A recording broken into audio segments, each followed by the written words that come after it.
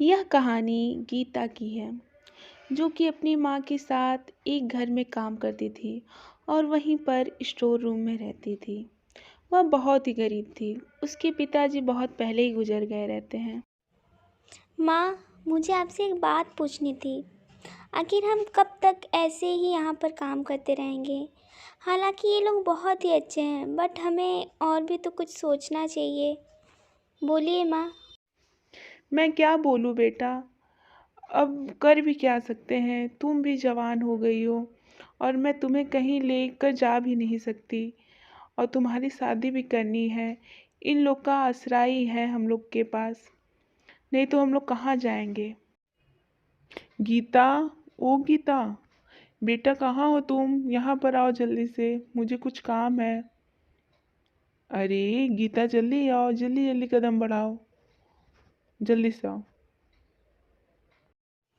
जी माँ जी, आ गई। माफ़ करिएगा, वो कुछ काम था इसलिए मुझे थोड़ा सा देरी हो गई। क्या हुआ, आप मुझे बुला रही थी? क्या कुछ ज़रूरी काम है क्या? वैसे मैंने किचन का सारा काम कर दिया है, बस झाड़ू पोछा बचा है। अरे बेटा, वो सब तुम बाद में कर लेना।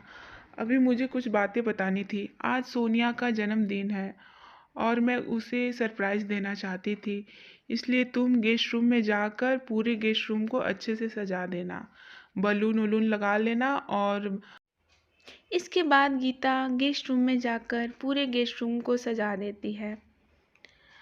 तभी वहाँ पर सोनिया आ जाती है और वह इस सरप्राइज़ को देखकर बहुत ही खुश हो जाती है। अरे गीता, तुमने कितना अच्छा रूम सजाया हुआ है, वो भी मेरे लिए। ये ज़रूर माँ ने बोला होगा, है ना? तुम कुछ बोलती क्यों नहीं हो? जब देखो तब हमेशा शांत रहती हो।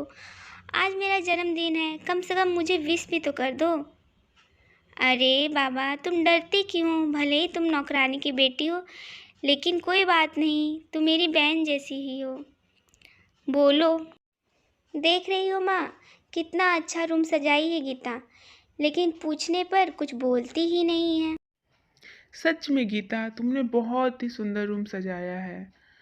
और तुम सोनिया से बातें क्यों नहीं करती हो? वह जब भी तुमसे बातें करती है तुम कोई भी उत्तर नहीं देती। क्या हुआ? कुछ हुआ है क्या? कुछ हुआ है तो हमें भी बताओ। बोलो गीता, क्या हुआ है? कुछ नहीं माँ जी, वो बात ये है कि पता नहीं क्यों मुझे सोनिया दीदी से बहुत ही डर लगता है। ऐसा ऐसा कुछ है नहीं, लेकिन पता नहीं क्यों। वो बहुत ही अच्छी हैं, लेकिन डर लगता है। इसके बाद गीता अपनी माँ की गोद में ले जाकर लेट जाती है और वहीं पर सो जाती है, क्योंकि वह बहुत ही थकी रहती है।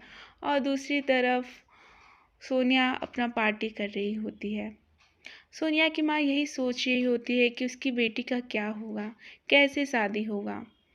इसी तरह समय बीतने लगता है और एक दिन सोनिया का दोस्त आता है और वह उससे बातें कर रही होती है कि तभी वहाँ पर गीता आती है। दीदी, आपने मुझे बुलाया था, क्या हुआ? कुछ काम है क्या? तभी सोनिया का दोस्त उससे मुड़कर देखता है और देखता ही रह जाता है, और वह मन ही मन गीता को बहुत ही पसंद कर लेता है और उसकी बातें सुनता रहता है और उसके प्यार में पड़ जाता है। अरे गीता, कुछ नहीं, बस इसी तरह बुलाया था, कुछ काम था, लेकिन अब नहीं है।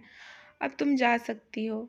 और हाँ, डिनर के लिए मैं तुम्हें बताऊंगी कि क्या क्या बनाना है, और वही सारी चीज़ें बताना, और डरने की कोई बात नहीं है। इसके बाद सोनिया का दोस्त अपने घर चला जाता है और वह गीता के बारे में सोचना लगता है। तभी वह एक दिन बहाने से सोनिया के घर चला जाता है और वह सोनिया को बुला रहा होता है कि गीता वहाँ पर आ जाती है। अरे गीता, तुम? वैसे मैं तुमसे ही मिलने आया था। मुझे तुमसे कुछ बातें करनी थी कि मैं तुमसे बहुत ही प्यार करने लगा हूँ और मैं तुम्हें बहुत पसंद करता हूँ। क्या तुम मुझसे शादी करोगी? कहो तो मैं तुम्हारी माँ से बात करूँगा। बोलो सोनिया, तुम चुप क्यों हो? बोलो ना। मैं क्या बोलूँ अब आपसे? मैं जानती हूँ कि आप मुझसे पसंद करते हैं और कहीं न कहीं मैं भी आपको पसंद करने लगी हूँ। लेकिन मैं अपनी माँ की मर्ज़ी के बिना आपसे शादी नहीं कर सकती और आपको मेरी माँ से बात करना होगा। इसके बाद राज अपने इस फ्रेंड के पास चला जाता है, सोनिया के पास, और वह उसे सारी बातें बता देता है क्योंकि वह उसकी बेस्ट फ्रेंड रहती है। यार सोनिया, तुम तो मेरी बेस्ट फ्रेंड हो, तुम तो मेरी मदद करोगी ही। तुम ही गीता की माँ से बात करो और उन्हें शादी के लिए राजी करो। ठीक है राज, तुम चिंता मत करो, मैं हूँ ना, तुम्हारी सच्ची सहेली। और मैं ही तुम्हारी शादी अब गीता से कराऊंगी। वैसे गीता बहुत अच्छी लड़की है, वह तुम्हें खुश रखेगी और मैं तुम्हारी शादी का जिम्मेदारी अब मेरी है, मैं ही मनाऊंगी।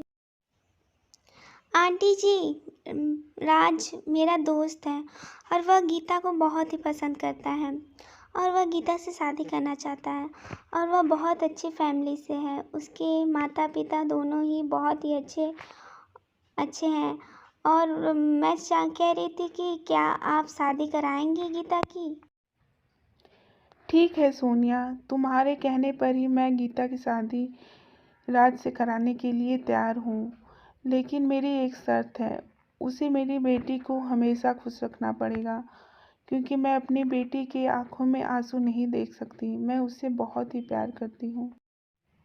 इसके बाद गीता की शादी राज से हो जाती है और पूरे घर वाले मान जाते हैं और गीता राज के साथ खुशी खुशी रहना लगती है। दोस्तों, अगर आपको यह कहानी अच्छी लगे हो तो कमेंट करके ज़रूर बताइए और मेरे चैनल को सब्सक्राइब ज़रूर करिए। Thank you.